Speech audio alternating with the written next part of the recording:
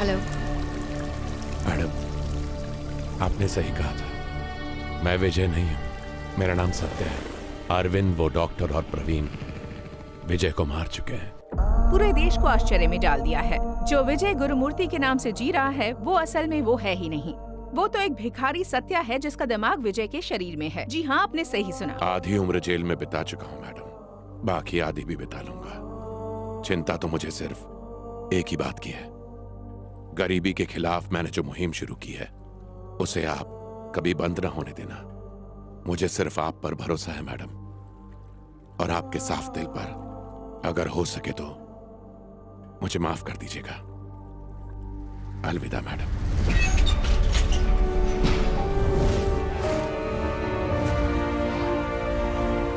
वो विजय नहीं है, हम जैसा ही गरीब है। तभी मैं कहूँ वो हम गरीबों का दर्द कैसे समझता है, वरना ये मतलबी पैसे वाले लोग हम पर थूके भी ना। अजीब दुनिया है, जिसने सबका भला सोचा उसी को गलत ठहरा रहे, जैसे उसने गरीबों का भला करके कोई पाप किया हो। ये कलयुग का रावण राज है भैया। सुना है बचपन में अनाथ हो गया था और भीख मांग के अपना पेट पालता था। अरे तभी तो उस इंसान को हम बेसहारा अनाथों से इतनी हमदर्दी है। सिर्फ अपने फायदे के लिए गरीबों को लूटने वालों के बीच पहली बार कोई हमारा फायदा सोचने वाला आया है तो उसे मुजरिम बना दिया इन लोगों ने। जेल में रहते हुए उसने पढ़ाई करके देश की आर्थिक हालत को समझा। मैंने भी सुना। हर गरीब बच्चे को उससे कुछ सीखना चाहिए।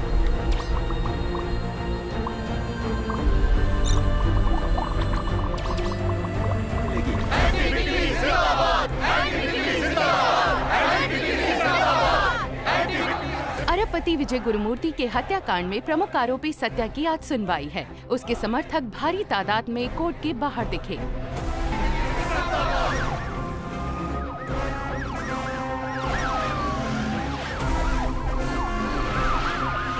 इतनी सी अच्छाई एक इंसान ने क्या कर दी, सब पीछे ही पड़ गए। तरक्की करेगा ये देश। अरे गरीब था तो क्या हुआ, ऐसा देख के ईमान तो नहीं बदला। अपने लोगों का सहारा बना है, इसलिए हम उसका साथ जरूर देंगे। वकील साहब, आपने आज तक सैकड़ों केस लड़े हैं, पर इस अनोखे केस के बारे में आपका क्या कहना है? सही कहा, ये केस अनोखा तो है, और सिर्फ हमारे लिए नहीं, पूरी कानून व्यवस्था में ऐसा केस पहले कभी नहीं हुआ। बिजनेस टाइकून विजय गुरुमूर्ति को सुनवाई के लिए अदालत ले जाया जा रहा है। हम अदालत से आपको हर सेकंड की खबर देते रहेंगे। ऐसी ही ताज़ा खबरों के लिए हमारे साथ बने रहिए। कैमरामैन सुरेश के साथ मैं हूँ रिपोर्टर विनोद।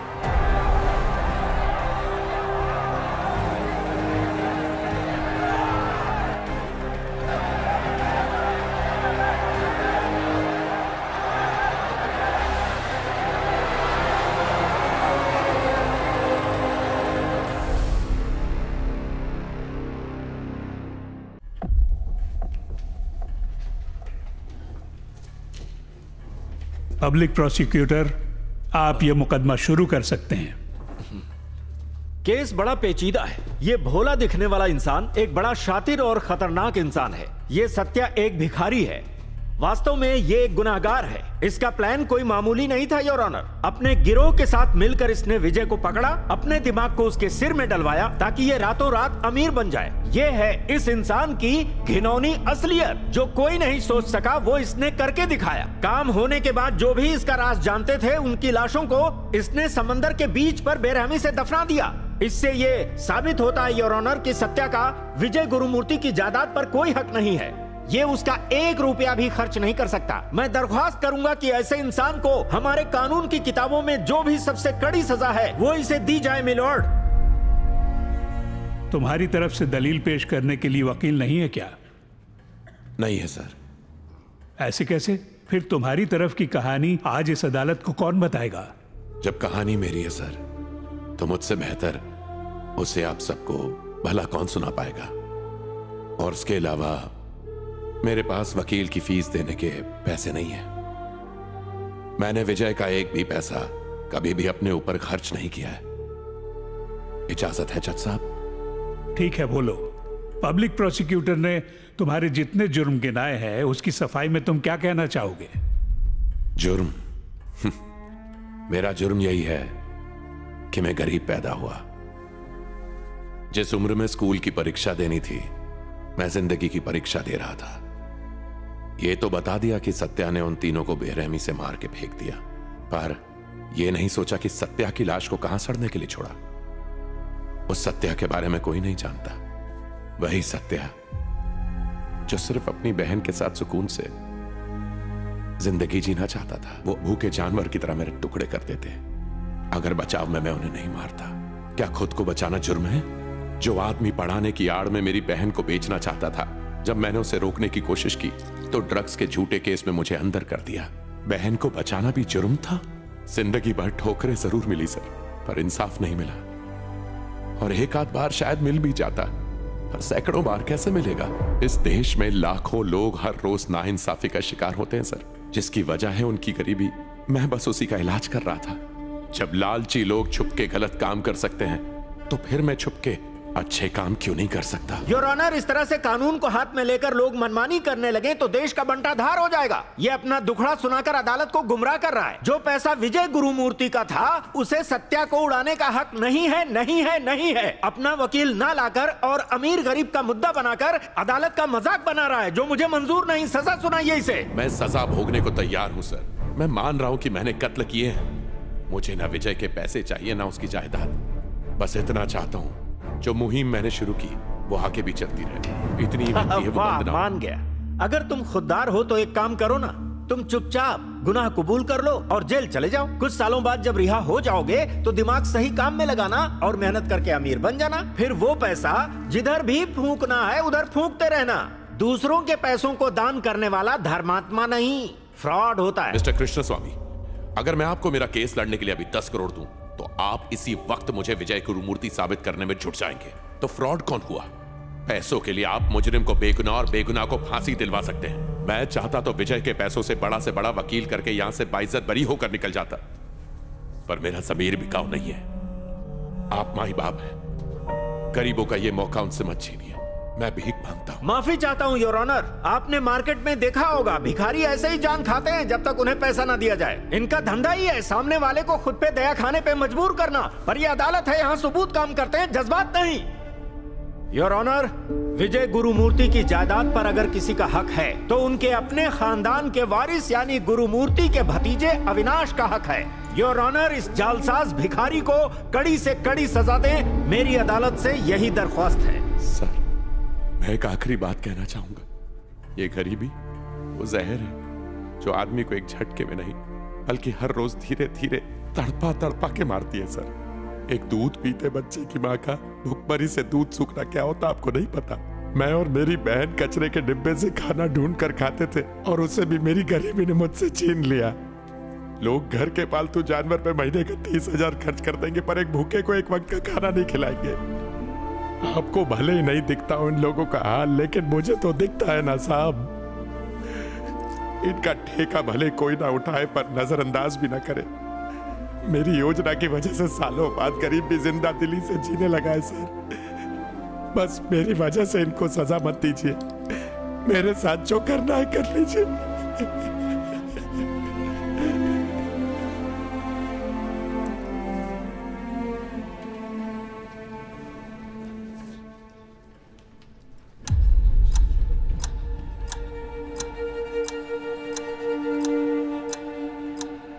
इस अजीबोगरीब मुकदमे में मुलजिम सत्या ने यह कबूल किया है कि उसने खुद अपनी जान बचाने के लिए उन 3 लोगों का खून किया जो विजय गुरुमूर्ति के भी कातिल थे। वजह चाहे जो भी हो, कत्ल एक बड़ा संगीन जुर्म है और कानून को हाथ में लेना गुनाह। इसलिए सत्या को कत्ल के जुर्म में और सबूत छुपाने के जुर्म में 10 साल की सजा सुनाई जाती है। आज इस केस से साबित हो गया कि इंसान का दिमाग उसकी रूह से बढ़कर है, क्योंकि दिमाग वो जगह है जहां इंसान का किरदार बसता है। किसी भी इंसान को भला या बुरा कुछ और नहीं, उसकी दिमागी सोच ही बनाती है। इसीलिए हमारे सामने जो मौजूद है वो विजय गुरुमूर्ति नहीं है, बल्कि उसके शरीर में बसा सत्या और सत्या का दिमाग बात कर रहा है। और विजय गुरुमूर्ति अब इस दुनिया में नहीं है, तो उसकी दौलत इसकी जागीर नहीं है। इसलिए गुरुमूर्ति की जायदाद उनके भतीजे यानी उनके असली वारिस अविनाश को दे दी जाए।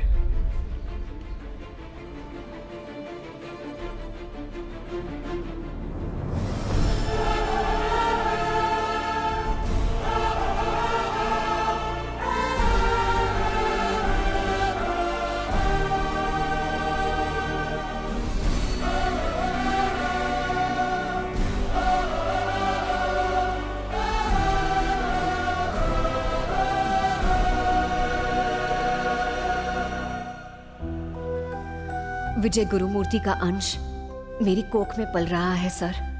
कुछ ही दिन पहले पता चला कि ये उसकी आखिरी निशानी है।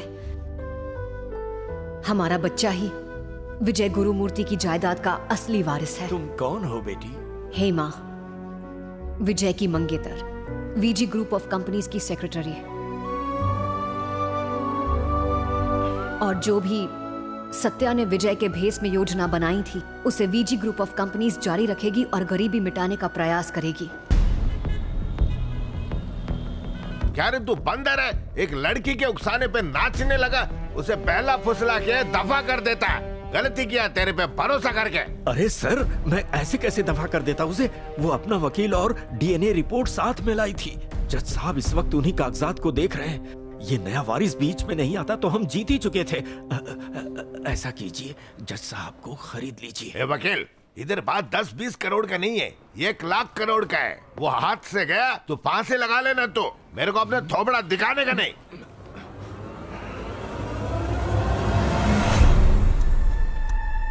हेमा और उनके वकील ने जो मेडिकल रिपोर्ट लाके मुझे दिखाई, उससे यह साबित होता है कि उनका दावा बिल्कुल सही है। क्योंकि डीएनए रिपोर्ट के मुताबिक उसकी कोख में जो बच्चा पल रहा है वो विजय गुरुमूर्ति का अपना ही खून है। इसलिए विजय गुरुमूर्ति की जायदाद उसके असली वारिस को ही मिलनी चाहिए। बच्चे के बालिग होने तक विजय गुरुमूर्ति की सारी जायदाद संभालने की जिम्मेदारी अदालत विजय गुरुमूर्ति के वारिस की मां हेमा को सौंपने का हुक्म देती है। और अदालत ये भी चाहेगी कि सत्या ने जो गरीबी मिटाने की मुहिम शुरू की है उसे कोई आगे बढ़ाए, और इसलिए सत्या को मोहलत देती है कि वो कल तक उस काम को संभालने वाले सही इंसान को उसकी बागडोर सौंप दे। इसके साथ अदालत पुलिस को हुक्म देती है कि सत्या को कल सुबह ठीक 11 बजे विजय गुरुमूर्ति के घर से जाकर गिरफ्तार किया जाए। ये अदालत सत्या की नीयत और उसके जज्बे को दिल से सलाम करती है। जय हिंद।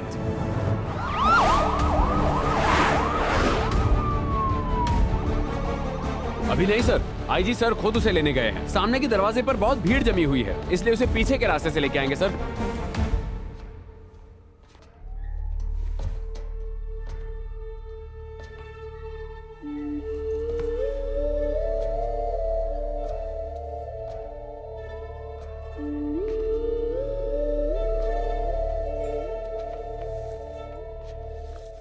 इसका नाम रानी है, मेरी छोटी बहन। अगर हो सके तो इसे ढूंढ देना, आपका बड़ा एहसान होगा।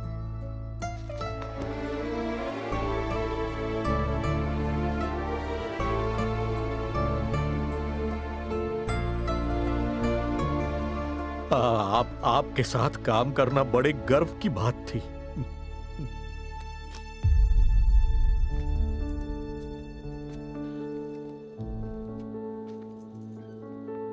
जा बच्चा, अच्छे कर्म कर। अच्छे कर्म तुझे तेरी खोई हुई चीज लौटा देंगे।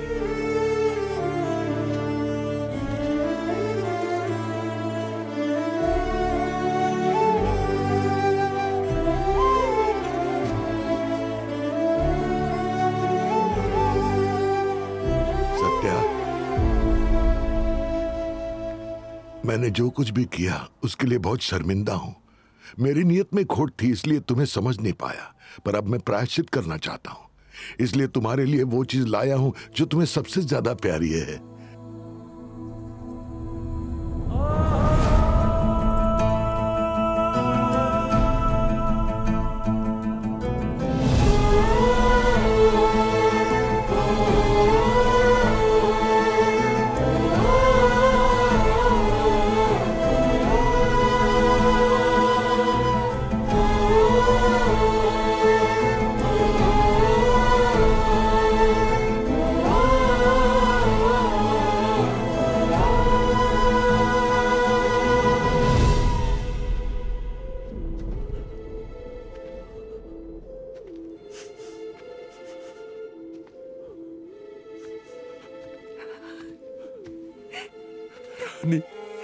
भाई,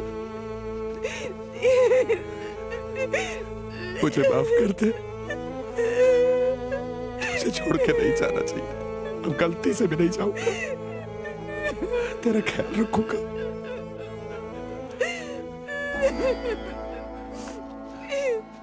तेरी शादी हो गई? हाँ? ये मेरे पति हैं।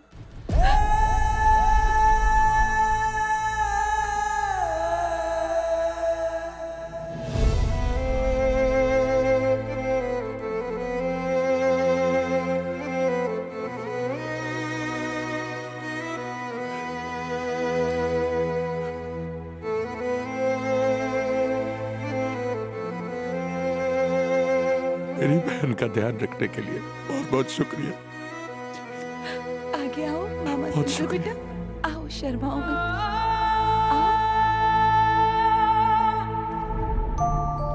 मुझे यहाँ नहीं रहना भैया, मुझे भी अपने साथ ले चलो, मुझे छोड़ के मत जाओ भैया।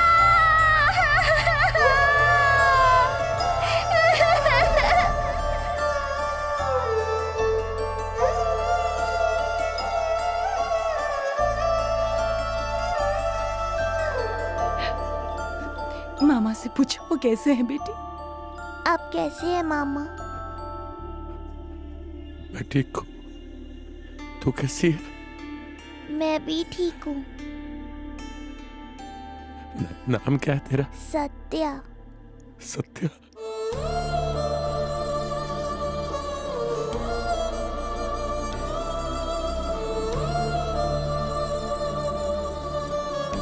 भैया चप्पल के बिना चल चल के पैर छिल गए।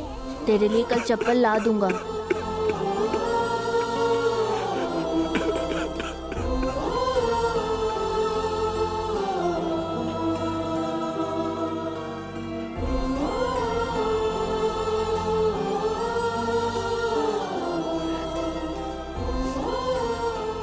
माफ करना सत्या, तेरा मामा इतने सालों बाद तुझसे मिल रहा है, वो भी खाली हाथ।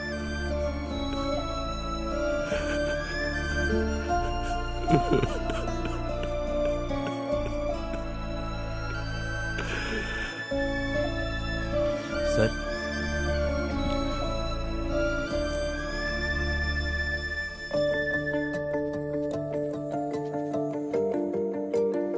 तुम्हारी इच्छा पूरी हुई।